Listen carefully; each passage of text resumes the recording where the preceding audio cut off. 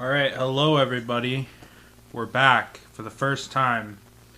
This is Joe and Connor's Power Hour, Yes, sir. episode 1. And for this episode of the Power Hour, we're going to be discussing a bit of James Gunn's new DC. Yep. And that is going to entail today our predictions on the new Batman movie, Yep. Brave and the Bold. Yeah. So Joe, I guess start us off. All right. What do you want to see from Brave and the Bold? I want just a solid Batman movie with the Bat family and just proper we've never had a proper Batman and Robin movie. So even if we don't get other members of the Bat family, give me a good Batman and Robin movie. That's all I really ask for. At the most. I mean, I have other things I'd want. We know information now. We know who's directing it, which is going to be interesting to talk about because it's so controversial because of his work with Flash. But I don't know. He showed he could do a good Batman fight scene, so I'm a little more confident than I was when I previously heard he was doing it. And I think with it being Damian, you gotta go a more supernatural, traditional take on the El Ghouls, because we've never done the El Ghouls with the actual comic book facts about them. Like Nolan tried to shy away from the whole Lazarus Pit thing. So if we see Ra's, if we see Talia, give us comic book accurate versions of them. Show us the League of Assassins, because that's where Damian comes from. So you can't do Damian without showing us that he was with the League. Right. So I think that's kind of one of the biggest things. Yeah, I mean, I think in general, James Gunn's gonna try to go for kind of very much a expanded DC universe. Yep. Where you're gonna have characters popping up all over the place. So I expect at least a few Bat family members. I'll let you start on this question, but what Bat family members do you want to see pop up in this movie? Well, now that Titans is over, I want Nightwing for sure. You gotta have Dick Grayson as Nightwing, and I want him as Nightwing. I don't want there to be the whole two Robin things or whatever, because sometimes people do make weird choices, but if they go by most Bat families in the comics, at this point, you go by the Gotham Knights model of the original Gotham Knights, which was you had before when Bruce had passed on. You always had your Red Hood. You always had your Robin. So if you don't have Damian, you have Tim Drake. But we're getting Damian, so we might only need one Robin. So at this stage, maybe we don't even have Tim Drake, or maybe Tim Drake's Red Robin. He's moved on. Right. I don't know what his plans are for Tim Drake, but I'm happy with one Robin. I want one Batgirl. I preferably would want it to be Barbara Gordon, because they haven't done live-action Barbara Gordon justice, so I think Barbara Gordon makes sense. Gotta have Jason, so you gotta have Red Hood. And I think if you're gonna have, it depends how many people you have, but I would love it to have, because he's only been done a couple times, I think, and if they are eventually gonna do Batman Beyond one day, it'd be cool to have, what's his name, Lucius's son. So have Lucius's son, right? Yeah. So have Batwing happen. I think having a Batwing on a Batman team because it's just an older Bruce. He's probably going to be maybe 35, 40 at least. So I think you could have an extended Bat family. You'd want as many members as you could, because at this point, I'm sure Gotham is a mess, and Bruce needs more help because Bruce has got the worst job in the world.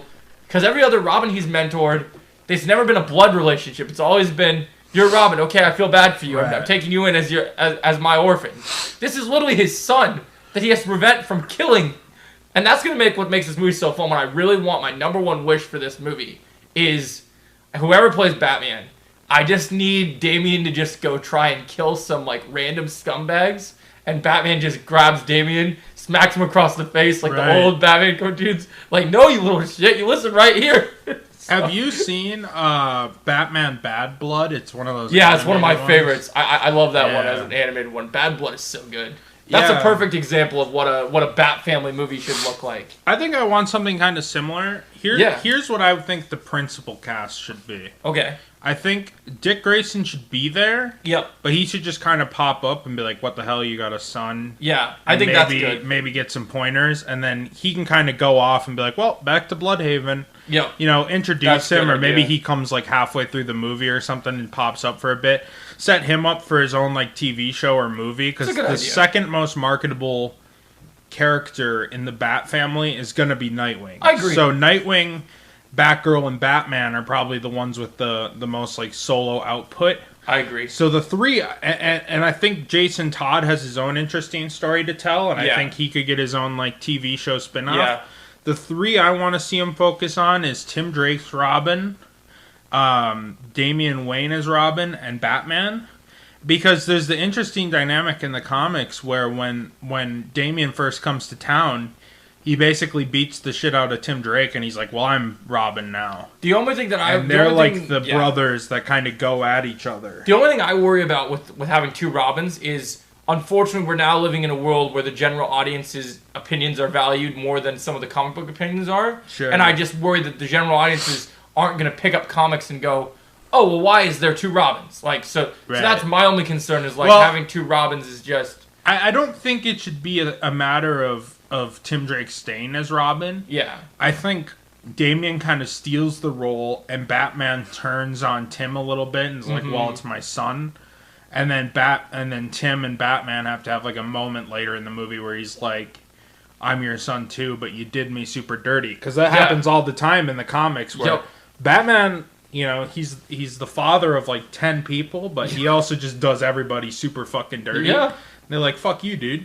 Yep. So I would love to see like maybe Tim kind of forgives Batman at the end, but it's like I got to do my own solo thing, kind of pop off like Nightwing was doing. I could see that because that could lead into... And then he becomes Red Robin. That would make sense because he would probably head off... I'm imagining James Gunn, since we're going to... Now we know it's Superman Legacy, that if people like Hawkgirl, Guy Gardner, and Mr. Terrific... who are now all cast, are going to appear in a world, because I know some people might not like this approach if you're still in that Snyder realm, but James Gunn is going to do the opposite of what Zack Snyder did. He doesn't want Superman showing up and being the center of the universe. He wants Superman to be the main player in his own movie, and he was going to be a part of the universe, but he doesn't want you to get the idea that Superman was the only hero alive at that time that was active. So you're going to watch Superman Legacy, and you're going to have Superman is still the main focus of that movie. But here's a Justice League's already starting to form. Right. And I would not be surprised. I don't know how many years away we are from Brave and the Bold, but I would be shocked because of the way James Gunn does things. They're going to film Superman Legacy, and I bet you the end credit scene of Brave and the Bold, or not Brave and the Bold, the end credit scene of Superman Legacy is going to be, even if he's not cast yet, you're going to have a conversation where David Cornsweet's Superman gets a phone call, and it's going to say, from Bruce Wayne. And we're going to hear a voice. Right. Because I think they're going to set that up early. Oh, I'm sure they'll cast... I'm sure they're casting the Superman stuff first, but once that's all done, I think they're going to go into... Well, there's a couple things... Those are going to be the two biggest pillars of this new... Well, yeah, and I think that's the crazy thing is because speaking of people that are cast, like, they're casting, even though they're focused on Superman Legacy, they've made decisions across the board. Like, we know Creature Commandos is going to come out roughly soon, and that's pretty much cast and ready to go as an animated project. Right. You got James Mangold, who just did Indy, is working on Swamp Thing. That's going to get casting underway at some point. He's given all his Guardians people, if they want to come over, new roles. And so they just brought over, what's-her-place who plays Mantis, who was just in Mission Impossible. She's been given a role. Like... Oh, and you know what I just thought about? This is another thing that relates to this topic. So I forgot one other important Batman family member that they could do that would tie into what they're going to do with this potential rumor. Sure. Have you heard about the rumor that they want to do a Huntress movie, and the Huntress is going to be Korean? It's going to be like almost like more like a foreign film. Korean director, Korean everything. Awesome. And so because I was going to go on a bit with my Batman castings. I was going to say I also want to see Huntress because she's been slept on in the Bat family since like the 90s in terms of like just because like during the New 52 she was relegated to Earth 2, so she wasn't even really in the DC universe for a time. And in live action they've done her dirty because like so she was pretty good when they used her on Arrow, but they used her tied as like this more awful evil vigilante type like kind of want her to make her sound like she's a bad guy, which is fine. And then when they had the Birds of Prey movie, she was there, but she didn't feel like a real... The actress did a good job, but it wasn't really feeling like the Huntress I know. I want a Huntress with the Question in the Bat family. Like, that's the kind of Huntress I want to see. I'd love to see, like, just the movie start out, and it takes place, like, 15 years earlier or whatever, and it's just like her at like 5 or 6 like hiding while her family just gets slaughtered. Yeah. And have like this crazy R-rated like ninja movie, basically, starring the Huntress, or like a John Wick type movie. Well, that's what I think. So there's a crossbow. So if you like foreign movies, you gotta watch this movie. I don't know where you can get it. It's probably on streaming somewhere. It's called The Villainous. And I have it. Oh, you have it. So I haven't watched it yet. That is coming up. That is literally the perfect example of Huntress. You should let me know when you watch it, because we should watch that one together, and then we should review it on the podcast and compare notes for like that thing, because that movie is the perfect example for how you should see a Huntress movie play out. And I think that idea is great. I don't know who they'll cast for the role, but I think Huntress will be really good. So I guess that comes to the thing. I guess if we can't talk about I think when we're talking about Brave and the Bold, if we're going to talk about this, and people don't normally do this, because they could get whoever, but I think we should discuss candidates for who we'd like to see play these iconic characters. Oh, for sure. So I think let's cast the Bat family, from our opinion, and then let's also cast, because I talked about having the League, but there's going to be another villain other than the League. So let's think about, we're doing a Batman movie where this isn't the Matt Reeves Batman verse. This is hardcore DC back to like anyone. So Clayface's game, Killer Croc's game, anybody in the Rogue Gallery is available at this stage. So should we start with the villains and then go to the Bat family? Do you want to? Sure. All right. So let's think. So if we're gonna do, we'll do the League first. I'm trying to think. If they do Ra's, I don't know if I have an actor to name, but I want an Arabic actor. I want them I want them to go back to the roots of it being Arabic. Like, well, I don't know if you read the comic run, but there's a comic run for Robin that came out a couple years ago now, and or about a year ago, and it went on for about a year. And it was just Robin, but that artist did more of like Damian's Arabic roots. Like you can tell he's more Arabic.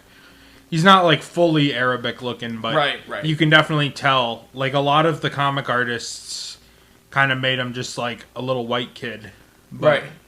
But you got to keep in mind that's not 100% true. Like if you look at his mom's like clearly Arabic. Oh yeah, I would not be surprised. A lot of comics. And I would not be surprised. But that makes sense. I mean, because with Talia, that just makes sense. But I think Talia is an exception where you don't have to make Talia Arabic if she can still act Arabic. So if you get someone that can do an accent really well that is Arabic, I think you can, because Talia's always looked more, I don't want to say Asian, but she has kind of like a look to herself that is not full. She doesn't look like Ra's, but she looks different. Right. So I think Talia's going to be the interesting one, because we've already kind of tried to do Talia in what's it called? In Dark Knight Rises, and we failed. They just had some white woman that was famous that had attractive features and was like, oh, that's Talia. Like, I mean, they got a fucking Irish dude to play Ross. Yeah. Liam Neeson. I love Liam Neeson, don't get me wrong, but that was something that bothered me too. That's the one thing that, when it comes to Batman, I love The Dark Knight as a movie, but I just think Christopher Nolan should not have been playing in the Batman playground, because he did not know what the hell he was doing. See, I'm fine with it just because it allows for more diverse Batman watching. Yeah, that's true. And if you look at the comics, there's so many different forms. Like what Bob Kane and Bill Finger and Jerry Robinson, or no, what's his name? Well, I'm an embarrassing Batman fan, but the third one, what they were kind of playing with in the 40s is a lot different than what, like, say, Grant Morrison or Scott Snyder was doing. That makes sense. I mean, I just feel like that with him, you're doing a different thing where it's like you're doing with those movies. They tried to do the whole grounded thing, but like I feel like Matt Reeves did it a lot better in his one movie because he knows how to do the grounded, but he understands the source material. Right. I feel like Christopher Nolan, I don't know what comics he used, if he did take any inspiration, but it just didn't feel like there was things he did that were cool, and there was things that just didn't make sense to me. I think something like with Ra's, the way that they handled it in The Dark Knight, because they were going for a grounded take, I guess Liam Neeson is really good and did a good job, so I think they did pretty good for what they were going for. Right. But I'm just ready for things to go back to more comic. Yeah, I want more comic accurate, because I know that's where I think that's the thing. Like, well, that's what I like about like the Batman is the Batman's very comic accurate, but you can also, like with Brave and the Bold coming up, we're gonna potentially get two different comic accurate. We're gonna get the more year one Batman, and we're gonna get that more finely seasoned. And this is Batman. and that's the other thing I was gonna talk about. The only thing that I'm kind of really, and if it wasn't for the fight scene with Keaton, I would have probably been more on the fence about it. I'm really hoping that, I know that they already did the director and stuff, but this movie better have a top-notch fight choreographer, because it's cool that they had the whole idea of like, we had Machete direct Flash, and he gave us this really cool Keaton fight scene.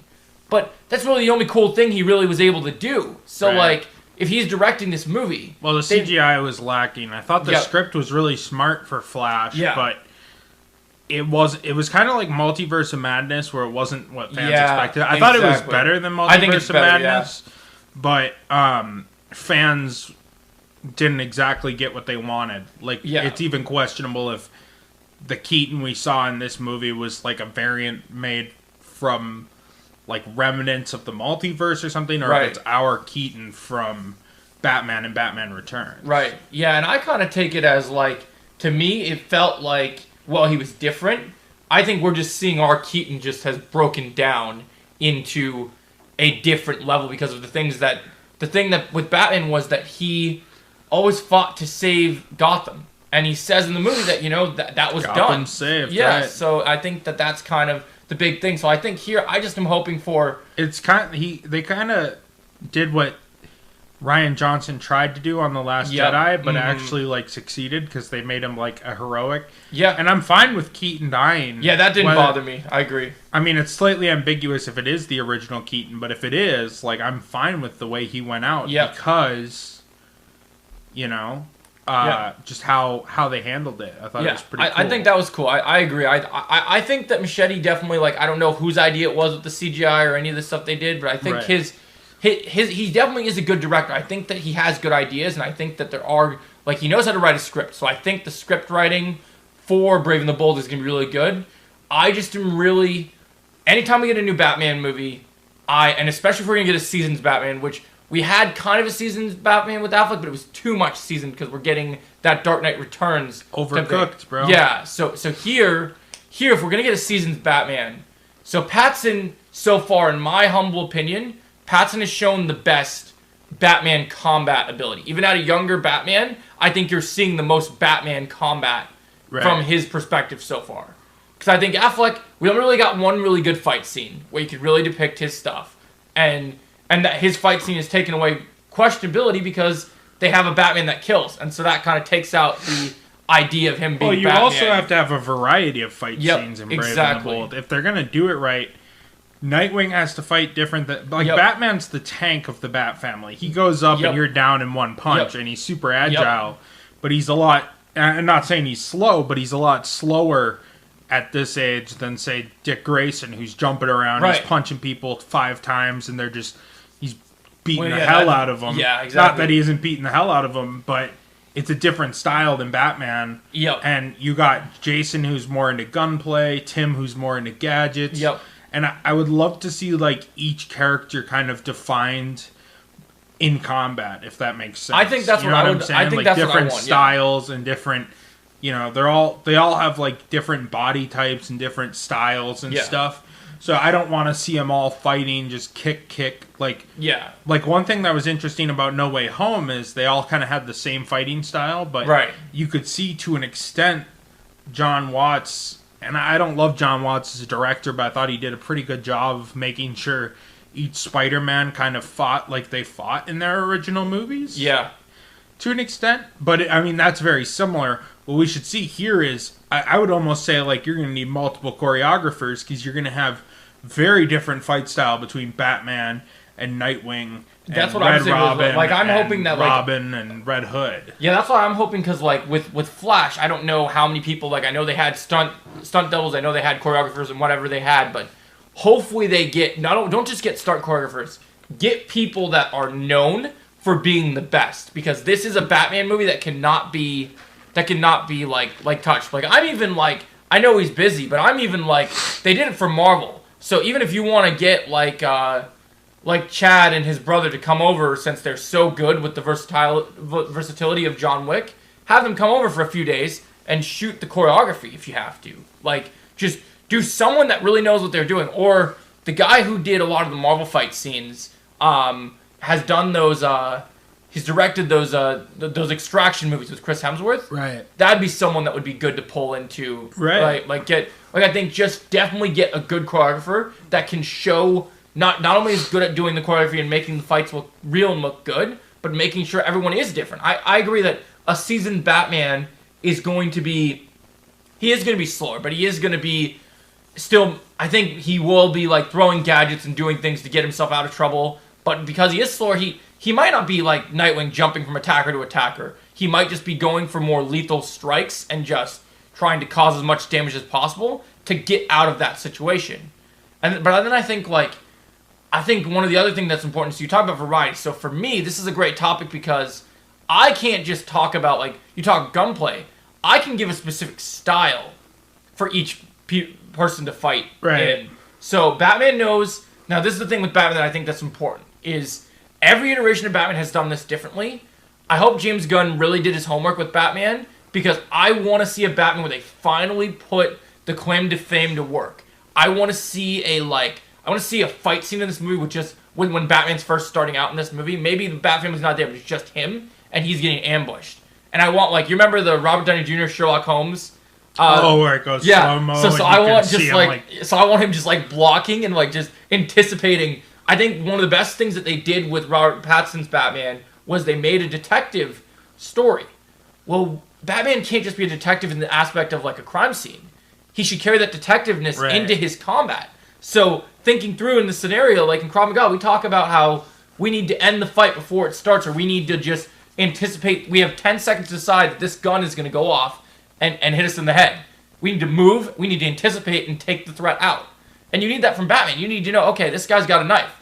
This guy's got a bat. I need to take him out and him out all at the same time. Right. And so I think, like in terms of different styles, I think Red Hood would definitely use Krav Maga, because Krav Maga can use a lot of guns. So I would definitely say like anything similar to John Wick, or even just unique in its own way. I think he would use guns and knives probably as his primary weapons. But I think each of them is also going to have... Each of them are going to be skilled as hand-to-hand combat as possible, because they were all trained by Batman. So their Robin skills will still always be there, but everybody fights with their weapons, right? So Batman's utility belt is his ultimate weapon, because he has all his different toolbox there. Right. Red Hood's toolbox is his guns. So he'll do creative things with his guns. If we have Batwoman or Batgirl, whichever one it is, they're probably going to fight with like a baton or something similar to that. Sure. If we get Huntress, she's going to use her bow. Bow, right. Yep, so everyone's got a weapon that defines how their fighting style is. So someone like Nightwing, even though he's trained with a lot of good people, like since he's the closest to all Bruce's training, since he fights so favorably with those sticks, I would like almost like a more Filipino martial arts representation with him. Right. Of like, so he could have like more of an acrobatic style like you would expect, but also give him the ability that he knows he's fought with sticks for so long, so show us uniqueness of that stick fighting techniques. I would love to see some shit with Dick Grayson, like those old like Hong Kong Jackie Chan inspired, where he's like hanging from shit and he's doing backflips and rolling around kicking people. And I think Tim, since he's like the weakest fighter technically, I think it would be cool if he integrated more gadgets. Like he's in a fight and he kind of rolls back while the other ones are fighting, and he has all sorts of crazy gadgets. Well, the cool thing is, since he's using his bow staff, which is his primary weapon, out of all the Robins, they've used bow staffs, but Tim is probably the one that kind of like Donatello. Tim is the first one to have a bow staff in the comics. Retroactively, the other ones got bow staffs in their time as Robin. Right. But the first one, like, in the comics, and if we look at, like, specifically New Earth, which is the original Tim Drake. Right. You know, there's Earth 1, Earth 2, Prime Earth, which is the modern, and New Earth. But if you look at New Earth, which was like the 80s to the 2010s, up until New 52, he was the only one to use the bow staff. So that was his thing. And I think there's cool fighting styles to be had. I think Tim Drake's more of a defensive fighter. Well, that's why I was thinking, like, go Donatello with it, where, like, his bow staff, if he's going to be smart and he's going to have gadgets, make his, like... So Robin they always have their gadgets, they have things in their belts and whatever they can use, but make the gadgets that Robin has, make the bow staff the weapon that he just defined by, so no matter what he's doing, it's all attached to his bow staff. So, like, in the Arkham games, Robin would have a bow staff, but it would be attached to a shield. Or it would have... I think that would be the thing to do, is to have... But then you could still have, like, his little Robin throwing things. It's actually kind of funny when you think about it in a lot of ways. If you think of the Robin lineage, you got Dick Grayson, who's kind of the Leonardo. Yep. Raphael is Jason Todd. Yep. And then you got Donatello, who's like the gadgets with the bow staff, and that's really Tim Drake. I don't think Michelangelo and Damien really parallel. So that kind of is the end of my analogy, but but it is interesting to think about it that way. I have thought about it that way. I think that they are kind of like the Turtles. The other thing I think that would be interesting to do with the characters that you don't see very often is, I think you should do...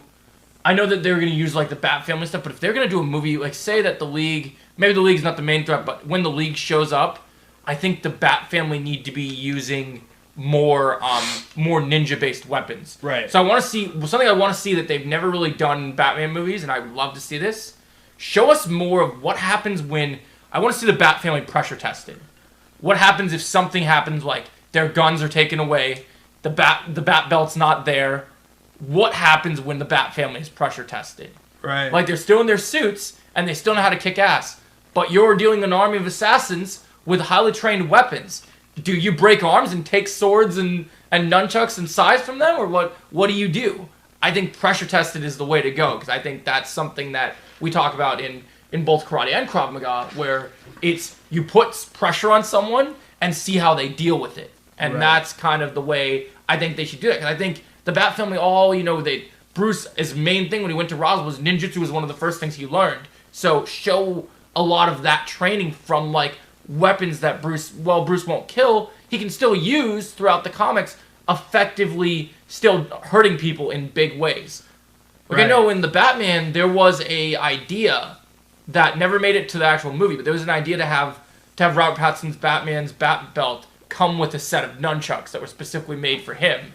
So I'd love to see, what would Batman do with nunchucks? Would he go over there and just, like, break faces consistently? Oh, yeah. Like, I think that would be interesting to see. Especially if you're doing the League. But then you have the League, and then you have other villains to do. So if we're going to have the League, because the League's got to be there for the Damian stuff, we got to decide what's the League's role here. Are they here because they're upset that Batman still hasn't joined them? Like, are we going with a situation like that? Or, like, and the other thing we have to think about, like, because you can always do the angle of, like, you want a Batman villain that hasn't been done before, obviously. But the other thing you got to think about, too, is, like, what is James Gunn's angle with this Batman movie set it up? Because if he wants to set this up multiple ways, I've almost been thinking about, you talked about doing Bad Blood, but I think we should almost go with a Son of Batman as well. Right. And I definitely think we should do Son of Batman. I think...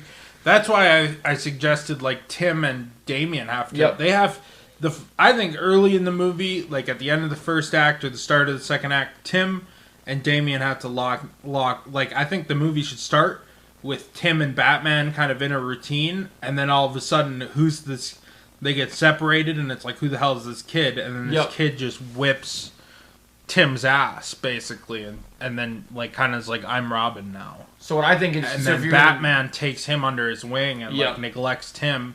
And meanwhile, if you read a lot of Batman comics, a lot of how the, like, crossovers go is it's like there's kind of a war going on, and the Bat Family are caught in the middle. So what I would love to see is, like the Talons from Court of the Owls and the League are kind of at war trying to find Damien and, like, recruit him, basically. That would be interesting to see the Talons. And then, meanwhile, the Bat Family's caught in the middle, and it's like, we can't fight all these dudes. Yeah, I'm curious while all this shit's going down. So Gotham's in, essentially, ruins and in anarchy. And then the Bat Family kind of have to clean up after them and see what happens. See, I was thinking more like... I'd love to see something like that. I think the thing with the Talons, the only thing I'm worried about is I think in the Batman, they hint at... I think that Matt Reeves might have his own plans for, like, Talons in his universe. So I don't know if James Gunn will touch on them. He might. Not right away, at least. Or maybe they're already established as, like... Batman dealt with the Talons. That's a thing. Exactly. I think that's possible. I think... If you're going to do a war against groups of individuals, I think you would have... So yeah, you have the League because because maybe Damien was with was still trying to learn from his grandfather, and everything was going good. But then things go bad because then either Roz is killed or severely injured, and his place is taken. So you're having a war, and say their main League fortress is basically taken down by another threat. And I personally, because it sets up bigger things, and I think DC should, if DC's doing things like in Superman Legacy where they're planning their universe, but planting the seeds to grow through full out, then I think you do what they couldn't do in the Snyder universe with Ben Affleck's Batman. Right. You bring in Deathstroke right away. You have Slade and his army of mercenaries go up against, so the war is between the mercenaries, and so you have the mercenaries and the League are fighting. Because Slade's introduced, and he wants Roz's territory. Right. And well, I think that's great. So, the Robin comics I was telling you about, I don't know if you know this, but, and I think this would be interesting to touch on in maybe the second or third movie with Deathstroke. Yeah. But Deathstroke had his DNA combined with Talia's, and then they, like, made a second baby. So, essentially, like, Damian was born naturally, but the second kid was grown in, like, secret and trained by, like, the League as, like, a backup if Damian didn't work out. I like that. So that's cool. Deathstroke and Talia's son. So Robin's half-brother is Deathstroke and Talia's son. That's interesting. I like that. That would be kind of sick to explore at some point. What I like about this I don't think the first movie, because I don't want it to get bogged down, but I'd love to see something like that. My biggest thing is, that's why I think Deathstroke here is, instead of going for another just random Batman Rogue Gallery member, bring in somebody that has association with the League and is already a threat that's formidable, but also bring in somebody that could deal with the Bat family, but also imagine what happens if, like, now, because I'm sure James Gunn wants to do Teen Titans at some point, imagine he's like, okay, well, I already have my Robin here. I got Damian, I got Tim. Well, I got Dick in here for a little bit.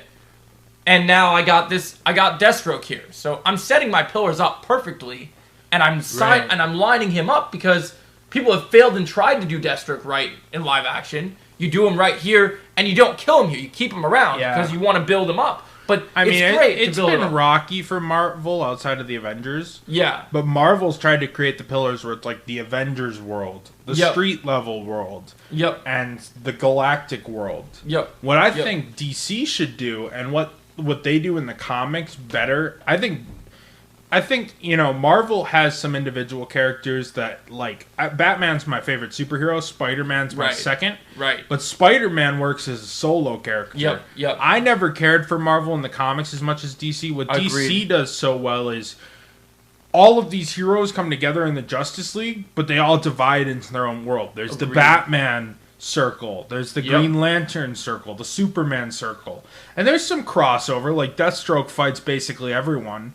But, you know, Wonder Woman circles. So there's all these circles, and then when the Justice League comes together, shit's going down. Which is why I had an idea. So I do think that you could use this Brave and the Bold. So, like, you could center the enemies. I think maybe, like, they've done this before in previous movies.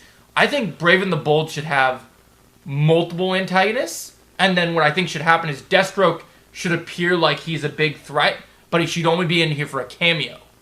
And the cameo should be he fucks up one of the members of the Bat family. Right. And then he walks away so that you set this urgency so that when... That would be like a sick end credit scene. Yes.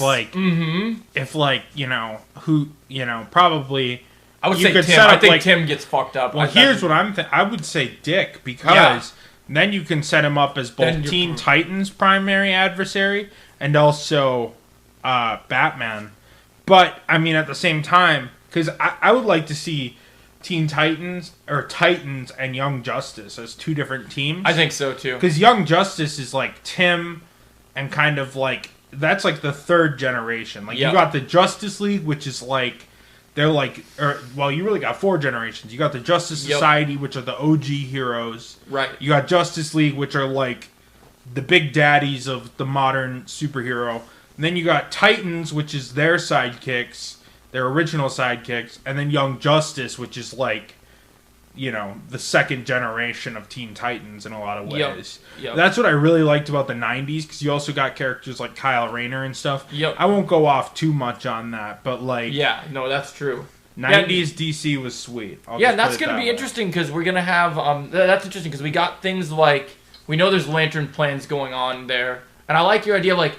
It's interesting when you think about Marvel, even though Stan Lee did create a world, Marvel is just kind of the same. Like, there's new characters in different locations, but it's all based on, like, okay, well, maybe this character's in space for a little bit, but then they always go back to Earth. Right. Where when they made the DC Universe, okay, you got Batman in Gotham, and Gotham's different from how Metropolis is. Which is why I got so upset in the Snyder Universe when they put Gotham and Metropolis so close together, because it's like, they're so different. Why would you have them even be remotely near each other? Right, they're not, I mean... The comics, the geography is really confusing. Right, sometimes they're over the harbor. Right. Sometimes they're across the country, But it needs to be far enough where Batman and Superman can fly towards each other if they need to. But also, they need to be far enough away that it's like... And also, you're going to have to find a way... And maybe it's just like in the comics where you don't really explain it away. But how does Superman have his solo adventures without Batman? And how does Batman have, like, Gotham's under siege from the League? Why is Superman not there? I think you just don't explain it like in the comics. Yes. You could do that. You could do the not explaining. I would also think that they could go, if they did want to explain it, an explanation could be as simple as, well, if you look at what Superman's got going on, because this is an early Superman in the Daily Planet, he's struggling with his life and everything, and then just being Superman. I think it's simply, you have both heroes are just swamped in their own way. Because Batman, one of the things with Batman that's always very important is, even though he has all these family members and has all these friends, he's very stubborn. He might think, even in his older age, that he's got this all handled. And he's like, I'm not going to call Superman. Superman's going to come over, take care of it, and he's going to gloat. I don't want to deal with that. So I think Batman just is, the answer is he's too stubborn. They're both so stubborn they won't call each other, because they both...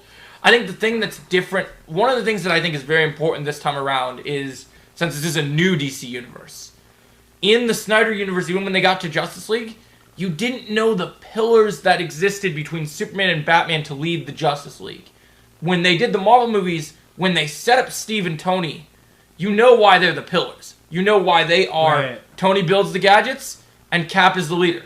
That's how it's supposed to be. You know what a big mistake Marvel did that I don't think DC's going to do if they do it right? Mm-hmm. Marvel's biggest mistake was doing those 6 movies, bringing the Avengers together, and then tying the universe together so much. Yep. Because now it's so hard for them to build families on their own. But like I'm saying, you have a Bat family, and that's a fully established little world. And it's a world in the world. Superman has his own family, world within a world. This, that, and the next character... Where Marvel was always super connected. I think in a way, these solo movies should have, like, people popping up, but it shouldn't be, like, so connected in a way. Well, yeah, I think it's going to be strictly... So, like, even though there might be little Easter eggs and little hints, I think if anyone pops up that's not normally connected to the Batman mythos, it's people that are in Gotham for some reason. So, like, it's like, maybe Lois Lane ends up in Gotham because there's a report she has to do about something that's just, it's reached Metropolis' attention.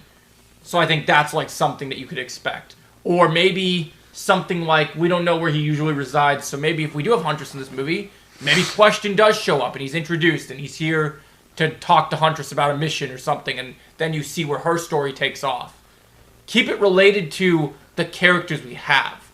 So like, I kind of like to see, and I don't know if James Gunn's going to explain it, I hope that when we see these characters, like I don't know if they'll say it in Superman Legacy, but in one of these movies, I'd love it since they're saying that heroes exist. What if we don't have to build up to a Justice League? And what if we've already had a Justice League, but it's just that the movies haven't, the move to make that Justice League movie just hasn't happened yet because the threat hasn't been big enough. So they're all off. One of the things the Justice League show did really well, the animated show, was they would all be on different missions and all be in different areas. And, like, when something bad would happen, then they would come together when it was massive enough. Well, the other thing, too, is You know what I loved most about Justice League Unlimited? I loved those episodes where it'd be like, Batman's on a mission. He needs help from the Justice League, but all the A-listers are gone. So he's with Stargirl, Rocket Red, Guy Gardner, and the Atom or something. You know, just like, here's 4 random characters with their unique powers and unique personalities. Let's see them. You know, let's not see... And I really wish, and I hope that this is what James Gunn's doing right now, I hope he just watches the DC animated universe and takes a lot of notes. Well, so I think... So this is also where we're going to get into the casting stuff, because this goes into my casting idea. So James Gunn said, like, when he's doing Creature Commandos and stuff, that he wants characters in animation also appearing in live action in his universe. Sure. And the way that I think he's going to do it is... I think, like, right now they have the really successful DC animated movies. I would not be surprised as when the casting starts rolling out. Don't be surprised if some of the people that get cast in roles are, not everybody, but there's going to be certain people that are from something that is animated that connect. Either they're animated in this new universe, or they started as an animated voice actor, and now they're an actor. Because I could see, so, like, if we're going to talk about, like Catherine, we're still trying to figure out, like, so yeah, we think for Roz, we want someone that's going to be probably Arabic.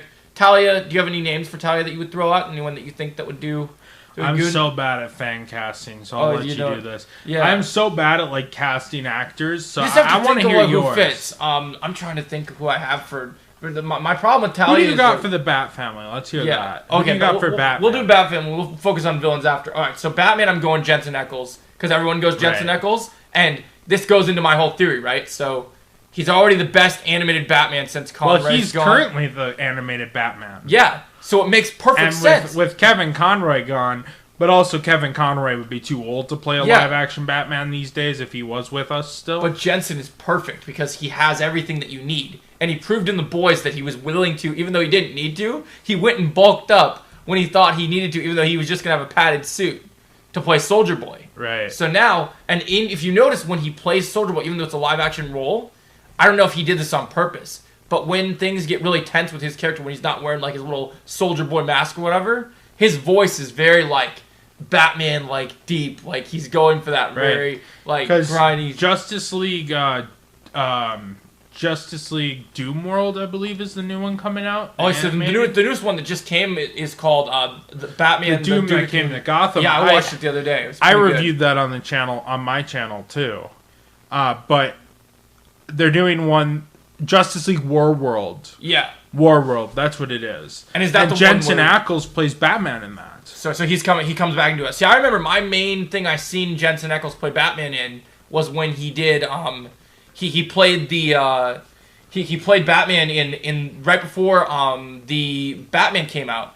I made it my main research project to watch Long Halloween Part 1 and Part 2. Yep. That came out, and he was Batman in that. In the direct-to-DVD animated shows, he's been playing Batman for a couple years now, and he has the likeness, too. He's got the voice, he's got the likeness. Yeah. And it's not like he's... You know, there's some Batman actors where it's like... Some of the animated Batman actors have just been, like... Great voice actors, don't get me wrong, but it's like you don't look like Batman... Yep. At all. And some have. Like Kevin Conroy in the 90s, if he got ripped, make him Batman. Yeah, they could have done it.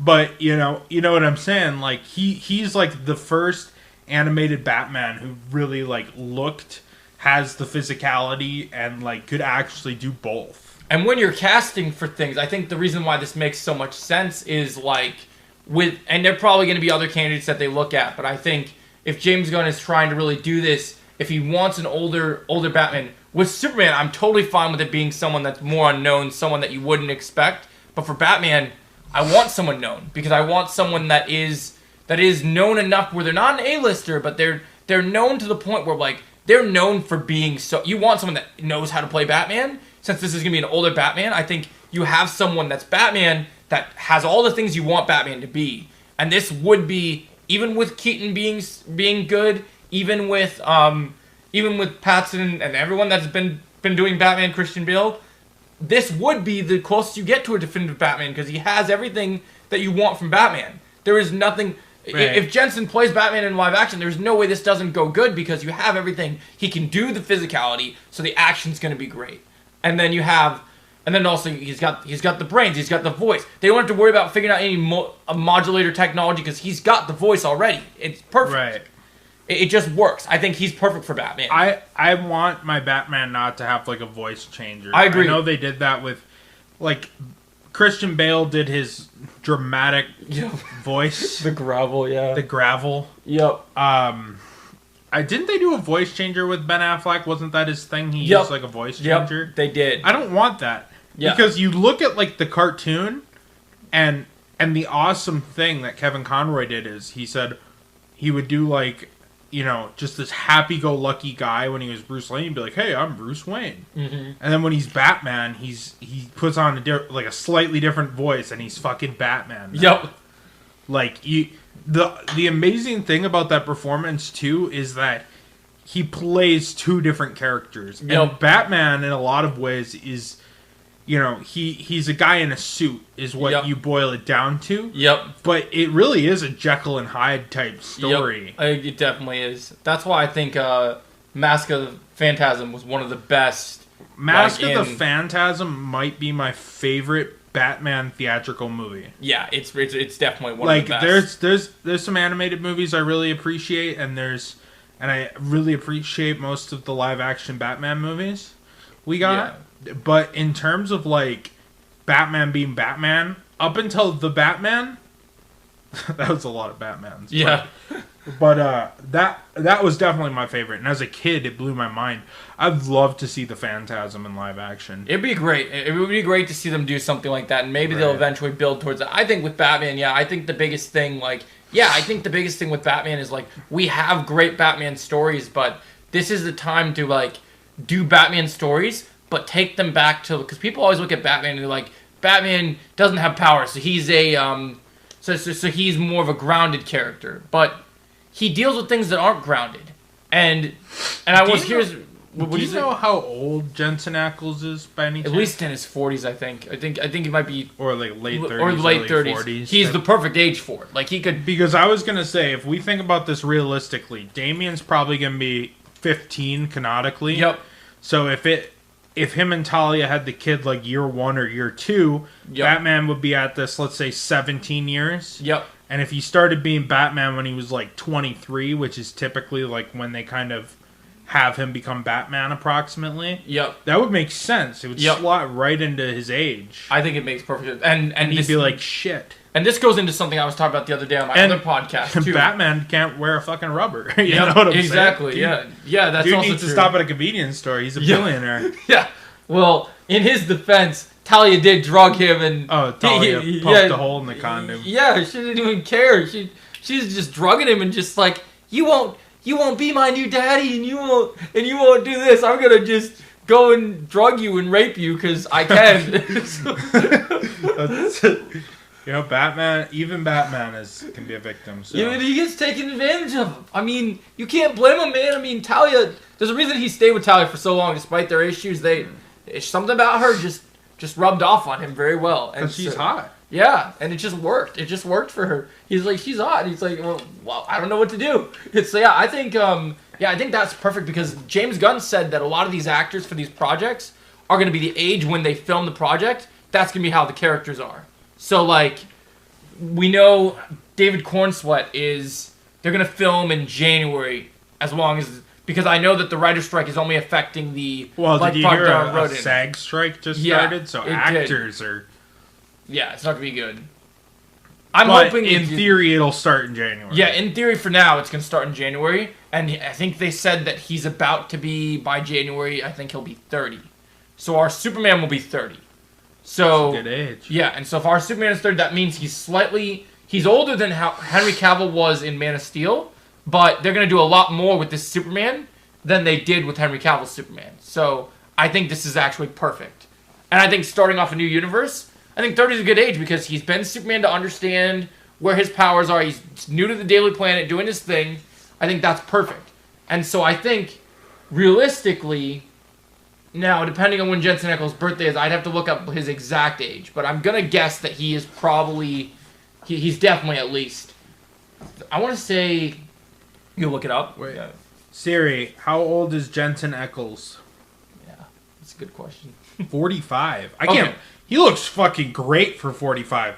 But that's not a terrible age. That's perfect too. See, because you got 10 years out of him, and then whoever's playing Dick, you can have Dick become Batman. And that's the thing, yeah. Or if you get him for 10 years, you know, it hasn't happened in the comics yet. It probably will eventually. There's like Elseworld stories, but you can make Damian the new Batman and have like, how does Damian adapt to being Batman in 10 years? You know, that would be interesting. Maybe have Batman get killed by Doom's or Darkseid or something, and like. Yeah.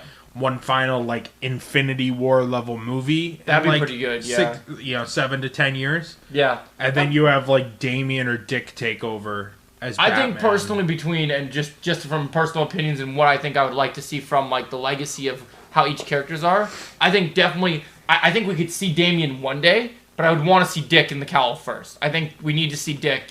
You can have Batman die whatever way you want, but for me, and this goes into, I don't know if it would be this movie or if it would be another movie, because we got to talk about who we think, like, as we go through the list of the Bat family. It depends on what villain you have. But I still am really crossing my fingers that in one of these new Batman movies, we get a proper Bane. I want the real Bane. I want to see... Like this huge, bulky... Yeah, I want to see it.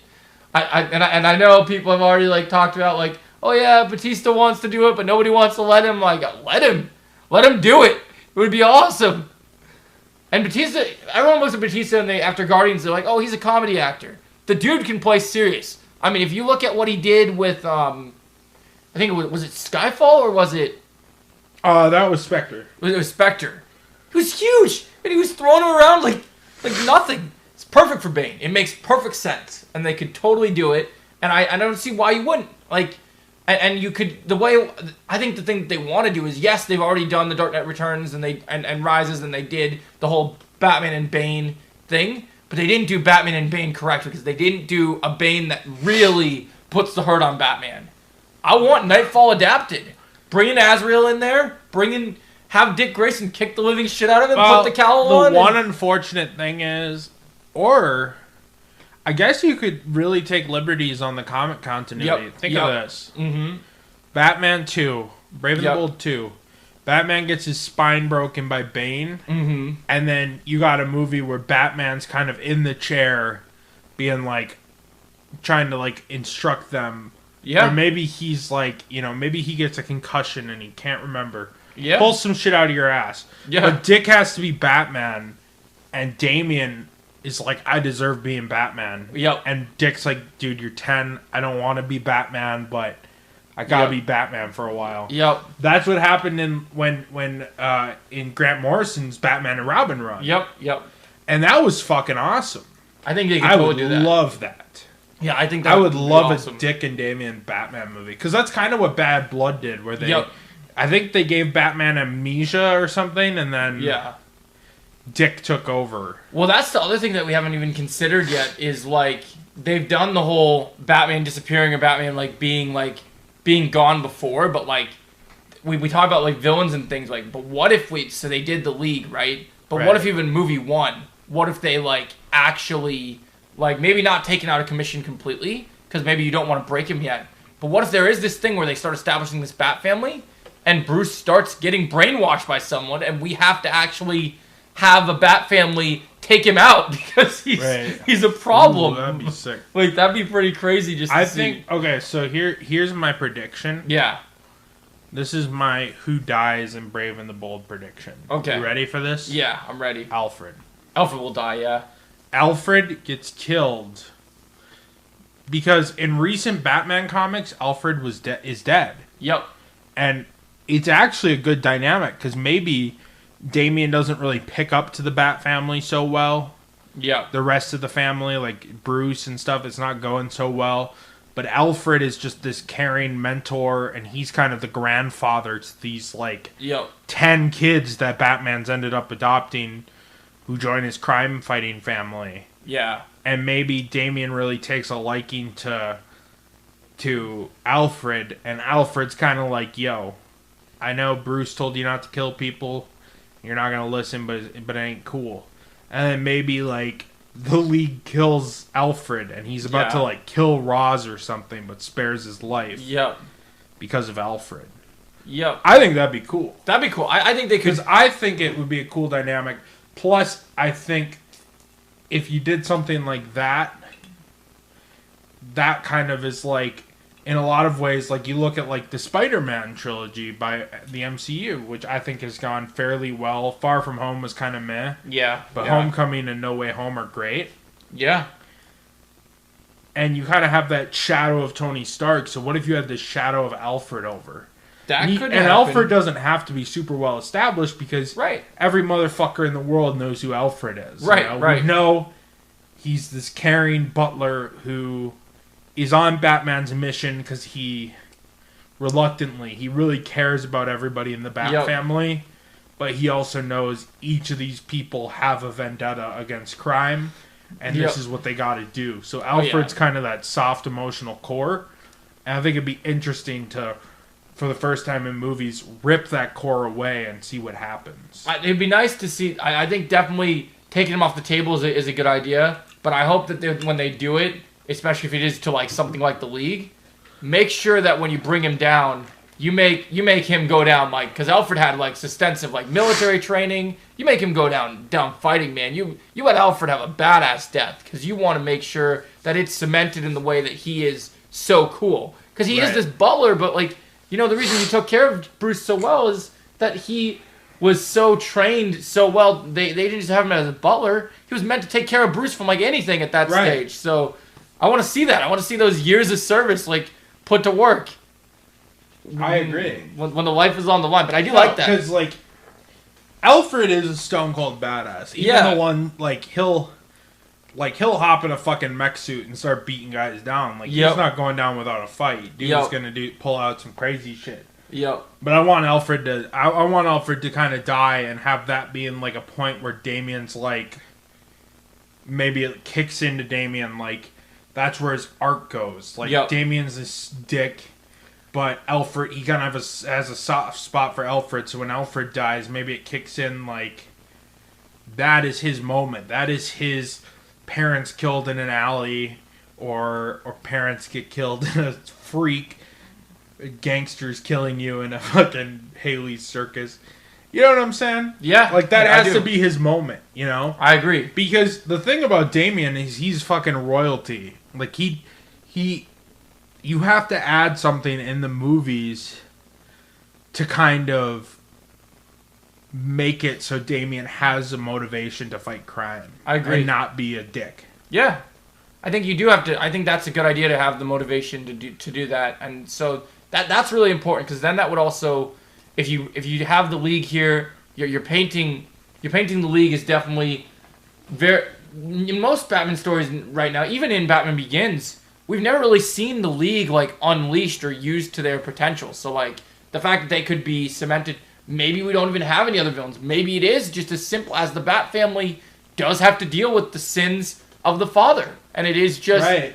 And I kind of like that. I kind of like that it could go back to the League and just because then you're getting yourself a classic Batman ninja battle type deal where you have these ninjas, they're a problem. And then Damien has to deal with the people that are meant to be. Speaking of ninjas, have you seen Batman Ninja yet? Yeah, I love Batman Ninja. I haven't seen it yet. It's I great. got the Steelbook, though. Oh, you gotta watch it. I was gonna ask if you wanted to watch it after this. Oh, yeah, we can. We totally can watch Batman Ninja. I'm always down. We can throw something down. I got all the DC... I literally have every DC animated movie on Blu-ray. Oh, that's awesome. Or DVD. That's great to throw something But I was wondering, you know, we've almost hit the hour, the power hour. Yeah, definitely. I was wondering if you wanted to try a shot of this Evan Williams Kentucky bourbon. I'll check it out, I guess. Yeah. You don't have to. Yeah, let's see what this is. But Kentucky bourbon? Whiskey, huh? You're not a big whiskey guy? No, I'm good. I think I'm good. It's all good. But yeah, that's good stuff. I'm sure for you. I love whiskey. I'm a big whiskey guy. That's cool. Yeah, so we hit the hour, so that's good. All right. So. We hit the power hour. Yeah. So I think, you know... What else is there to talk about, Jeff? Oh, yeah, so I guess we should go through this, since it is related and we kind of... We don't actually have to make it just 1 hour. Right, we can make it 1 hour. Is just... Yeah, we have a couple other topics I think we can hit on. It's just the thing.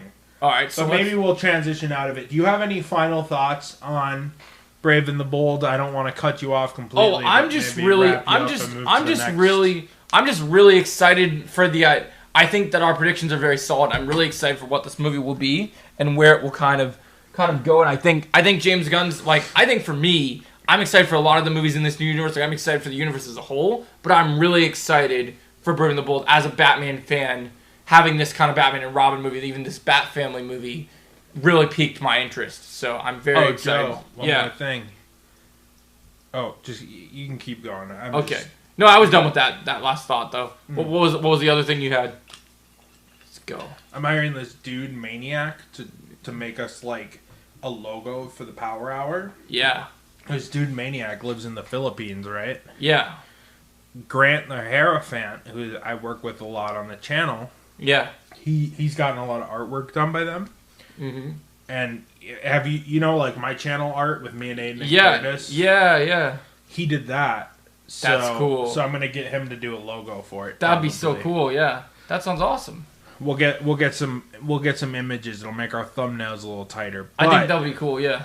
My final thoughts on Brave and the Bold is I'm very excited. Yeah. Definitely. I don't mind having two Batmans floating around at once. I don't either, yeah, because then it's different because they're going to be so different.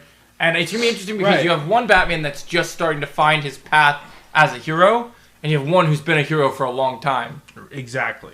And I think that is going to be interesting to see. And I think also Batman is a character who he'll fight Joe Chill on the street. Yep. And then he'll fight Darkseid in space. He's such a varied character that I think it's smart you don't move Matt Reeves' Batman into more of that level where he's fighting people in space and shit.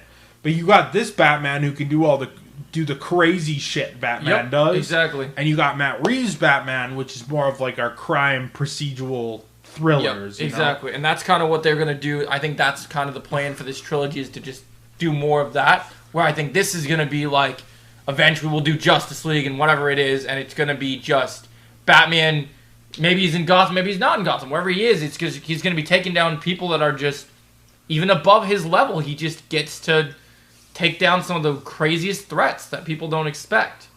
Joe, I'm going to ambush you with a topic now that you probably didn't expect. So all right, let's get ready. Yeah. Dream Justice League. Ooh. You can cast...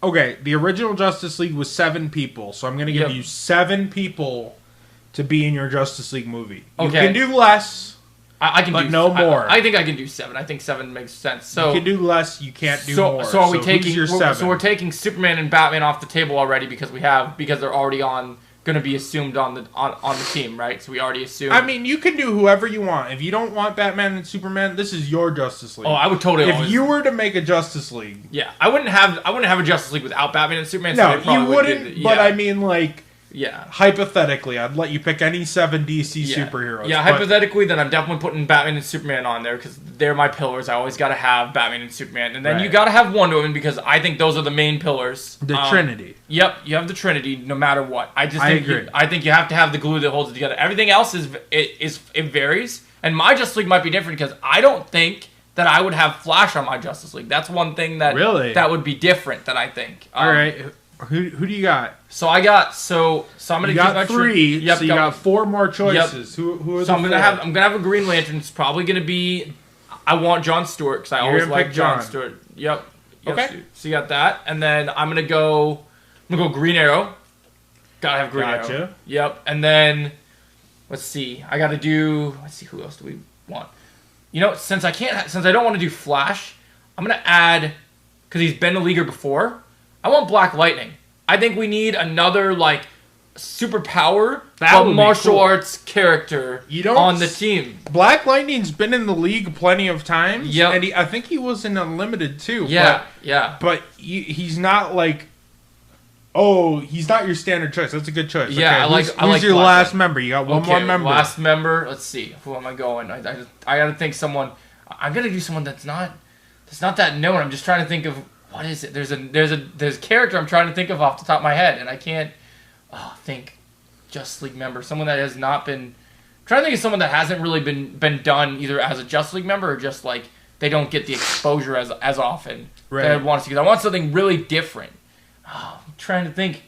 What is it? Why can I never remember their name? I'm trying to think. There's one character I'm thinking of, and I just can't ever remember. I guess I'll go... You know what? I'm going to go...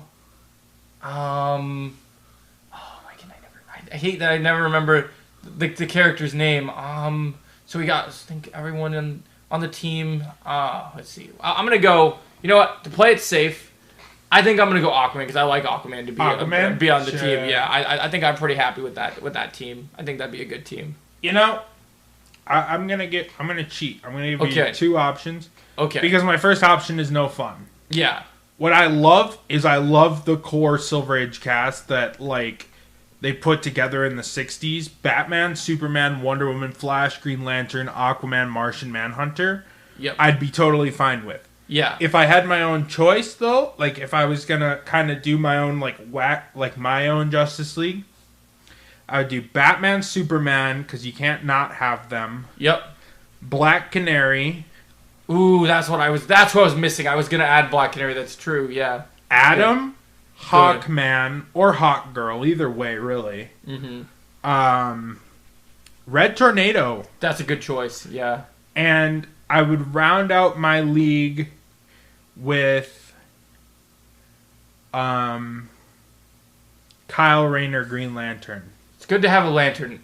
You gotta have a Green Lantern. Yeah, the only thing is... For transportation reasons, Green Lantern's just practical. Because, like, Black Canary and Batman and shit, they can hop in the Batwing, but they're not keeping up with Superman. It's interesting how both Green of us... Lantern can just go, beep. It's interesting how both of us have both just, like, we don't need Flash as a Justice League member. It's interesting that people have come to that realization. My dream Justice League is the Silver Age lineup, because it's just the classic Justice League.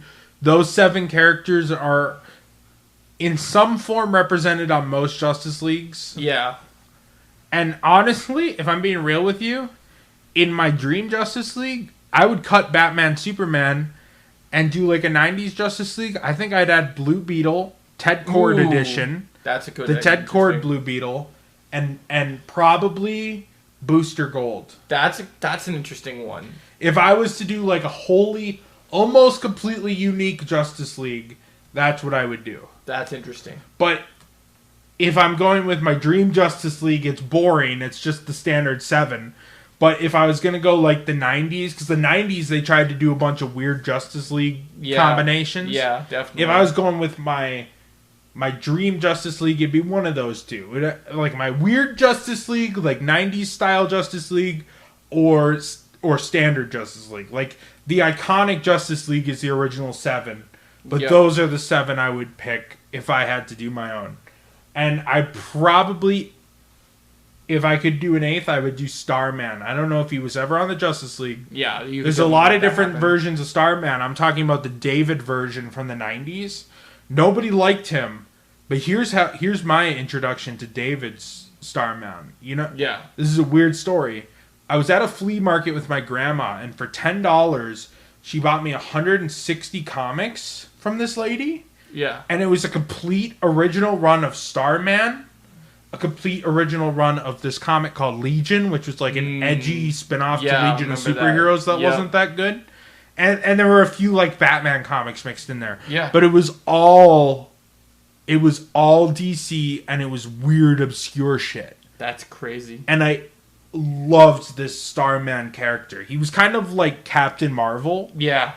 He had like the powers of Captain Marvel where he could shoot lasers. Right. He was sort of like DC, or he was sort of like another Superman, but he had like more like different powers, and like it was awesome. So I'd love him on the Justice League as my Superman counterpart. It's a good idea. I actually think, going back to my 7 leagues, I'm actually thinking I'm going to change some members that I just came up with. So I'm going to take Wonder Woman off my team, and I'm going to swap her for Black Canary because I just thought about it. I got to have Green Arrow and Canary on the same team. So to me, it just sounds smart, and that's why this last member, I'm going to take Aquaman off my team, and I'm going to swap him for Wildcat. Ooh, but Wildcat's such a Justice Society character. Yeah. Like, I would love, in the Justice League movie, they're like, we need more help or something. Yeah. Like, we can't take Darkseid alone or whatever they're fighting. and then all of a sudden, like, these old geezers run up. It's like Wildcat, Alan Scott Green Lantern, Jay Garrick Flash, and they're like, what the fuck are these guys going to do? And then they just kick ass, you know? That'd be great. It'd be like Expendables, but in a superhero. Dr. Fate. Yeah. Oh my god. I would actually kind of love that. Yeah, that'd be great. Where it's like just these old superheroes and people are like, fuck me. And then, Mr. Terrific and Stargirl are kind of the two exceptions. I just want to see a threat that, like, is like with me, like, with me when it comes to these superhero teams, like, the powered characters are interesting, but I love the characters. I love Wildcat. Yeah, Wildcat's great. Yeah. He's awesome, dude. I mean, the fact that there hasn't been enough exposure for him is sad, because he's such a cool character. Oh, man. I could do an 100-member Justice League and still have characters where I'd be like, but it'd also be cool if this guy showed up. Yeah. Plastic Man. I love Plastic Man and Elongated Man. I mean, obviously you don't have both on a team since they have the same powers. Plastic Man and Elongated Man are both very similar characters. Yep. I'd probably go Elongated Man just because his relationship with Flash is closer. Yeah. And his relationship with Sue Dibney is great. Have you ever read, like, Identity Crisis before? Yep. I read all the Flash stuff. Read Identity Crisis, everyone. That's my recommendation. I think it's, like, the 4th time on my channel I've recommended it. You love that comic so much you recommend it? I read it on the last day of 6th grade. I graduated 6th grade. They were going to send me off to middle school. And I remember I read Identity Crisis in trade paperback. It was brand new at the time. I picked it up and I was like, Jesus Christ, that shit blew my mind. It is good, mind-blowing stuff. I'm trying to think, I usually have a pretty good comic recommendation. I'm trying to think for my collection if there's any. Well, I'll tell you this. If you haven't read any of, like, the Nightwing New 52 with the Court of Owls, you got to read that. I love the Nightwing New 52. That was by, what's his name? A great writer and artist. I can't remember. Comic Tropes. Have you seen his channel before? Yeah. He did an interview with the guy. It's Kevin something, I think. That's true. You want to know what my grail is for comic books that I own? What's your grail? I own Superman number 9 from 1940. That's awesome. Less than 10 issues into the Superman run. It's beat to shit, but it's worth a lot of fucking money, man. And I paid a lot of money. My grail that is really huge is, and I still don't think I've even opened it. I'm probably going to sell it to buy a PS5. Oh, really? You got to get PS5. Yeah, PS5's worth it. But at the same time, like, that's a comic book where if I sold it, there's probably 1,000 copies in the world. Yep. And it's before number 10 for Superman. Like, yeah, that's a pretty good one. Like, I have 1941.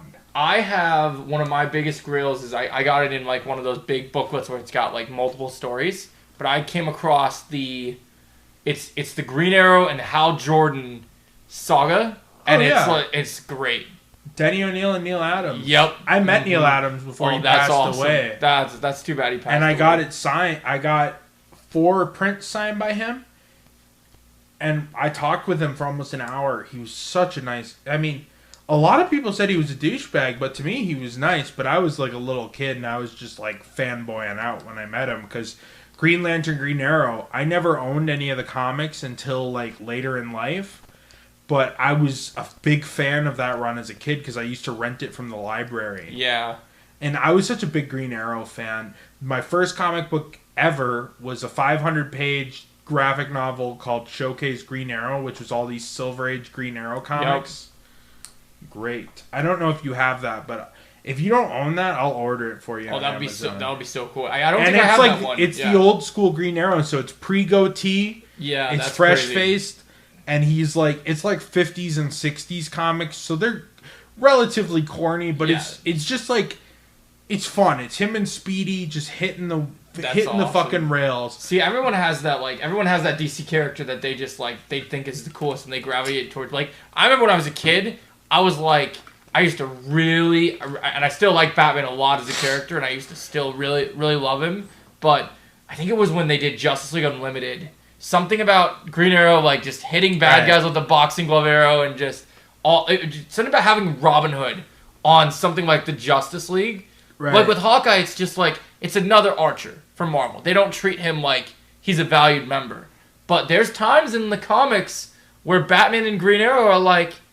who's better? Like you take off your belt. I'll put my quiver down. What's gonna happen? And it goes pretty crazy with those two. Like I love it, man. Yeah, it's so good. Green Arrow is a great character. He is. I just really hope. Like, I know James Gunn's a fan of him. I really hope that they do Green Arrow because I think we need more live action Green Arrow. I think he's just such a good character. And the animated movies use him and they get some cool stuff, but like live action, he didn't really pop in live action until Stephen Amell played him. I'm even like at this point, if they're gonna do like 40-year-old like people, I'm even like I get they couldn't do Grant for Flash, but if they could do Stephen and give him the right to get a rated R Green Arrow movie because that's what he wants to do, or a Green Arrow TV show, let Stephen play Green Arrow for a couple years at least again on the movies. It will sell.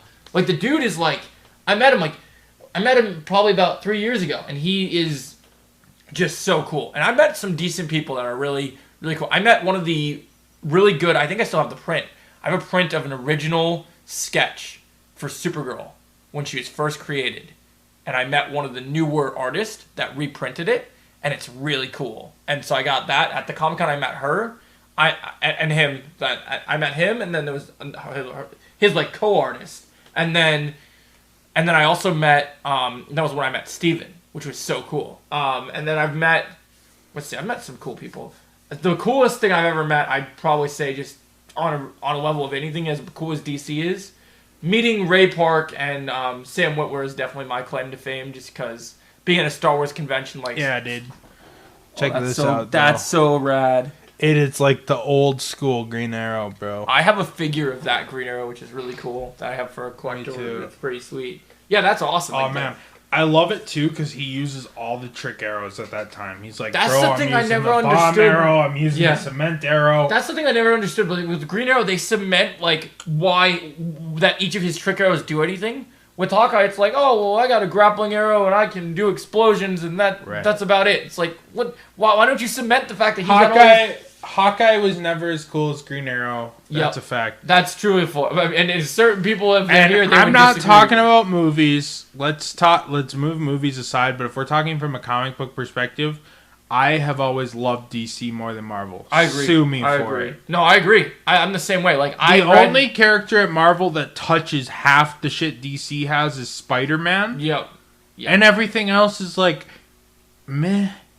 From a comic book perspective. From a comic book perspective, the only other character besides Spider-Man that I would say even gets close to DC for me, there's only one character, and they're already pretty much going to screw him over in their cinematic universe, so I don't know how much hope there is for it. But to me, I've read a lot of the really good Daredevil comics, and Daredevil is the only character that Marvel has that is like... I love Marvel too, but when I was a kid, I have long boxes of comics at my dad's house.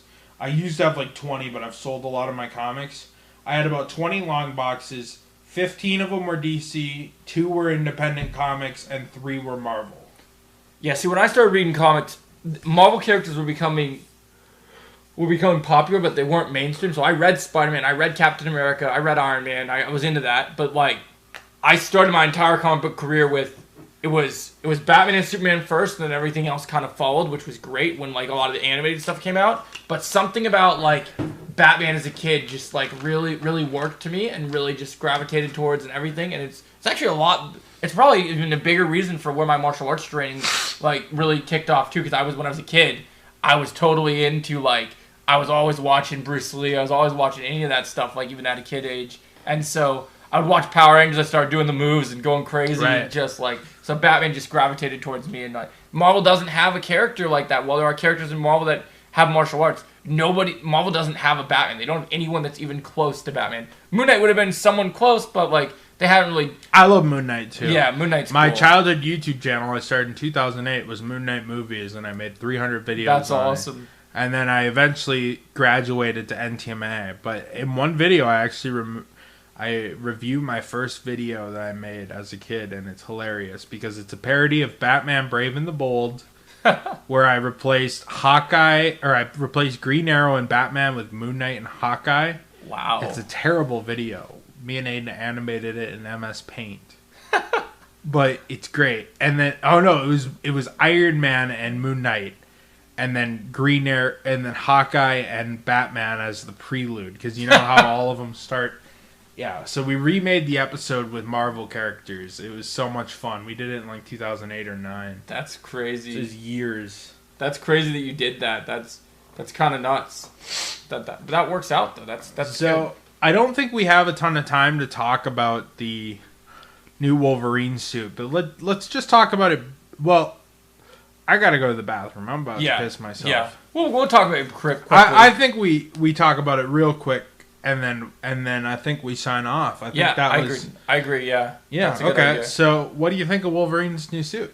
I think Wolverine's suit is awesome. I saw your video. You were going crazy. Yeah, I think it's awesome. I love it. I'm so happy that they're finally doing that suit. I knew we'd get there's so many variations of the different Wolverine costumes, but I didn't think hyperventilating. Yeah, because I just didn't think we would get that.